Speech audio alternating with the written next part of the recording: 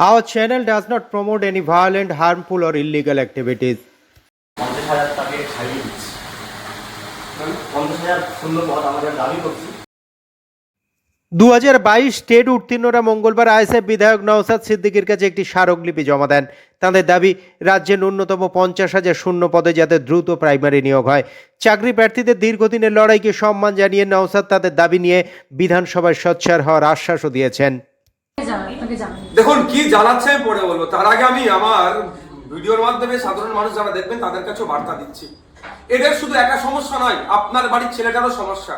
আপনি অর্থনৈতিকভাবে পিছিয়ে আছেন, আপনার ছেলেকে আপনি প্রাইমারি স্কুলে পড়াতে পারছেন না। আপনার ছেলে প্রাইমারি স্কুলে যাচ্ছে, সেখানে টিচার আছে তো? দেখছেন আপনারা কি সব ক্লাসে ঠিকঠাক হয় তো, না মিড ডে মিল খেয়ে চলে আসে?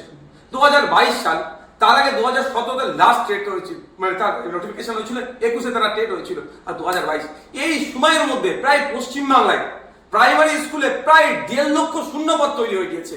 পড়াশোনা কোথায় হবে? বুনিয়াদী শিক্ষা, প্রাথমিক শিক্ষা যদি আপনার আমার পরিবারের ছেলে মেয়েরা না পায়, তাহলে কম্পিটিশনে যাবে কি করে? গোড়াতেই যদি ধ্বংস করে দেয় এরা, তাহলে উচ্চশিক্ষায় শিক্ষিত হবে কি করে? ফলে কি হচ্ছে, আমরা স্কুল সংখ্যা বাড়ছে, 8-9 অব্দি যেতে পারছে না, পড়াশোনা ঠিক করে করতে পারছে না। তারা কি হচ্ছে, কোথায় যাচ্ছে? কাজ ছেড়ে, পড়াশোনা ছেড়ে কাজে চলে যাচ্ছে। আজকে আমাদের 2022 স্টেট পরীক্ষার্থী যারা আছেন, তারা এসেছেন, তাদের দুর্দশার কথা শুনিয়েছেন এবং সাথে সাথে অনেক কথা বলেছে, যেটা বাস্তবের সাথে আমার খুবই ভালো লেগেছে। একটা হচ্ছে এই 50,000 ভ্যাকান্সি ইমিডিয়েট ঘোষণা করা দরকার।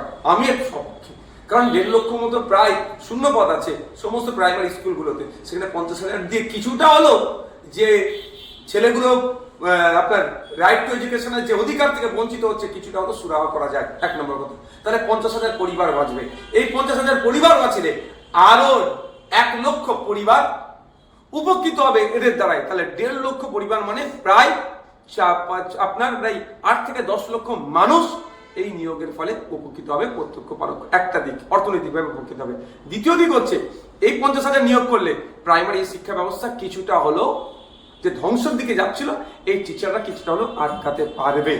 3 নম্বর পয়েন্ট যেটা হচ্ছে, সেটা আপনার আমার পরিবারের যারা যারা শুনবেন আমার অডিও ভিডিওটাকে, যে কারা আর্থিকভাবে দুর্বল। তো আমাদের কি সামর্থ্য আছে?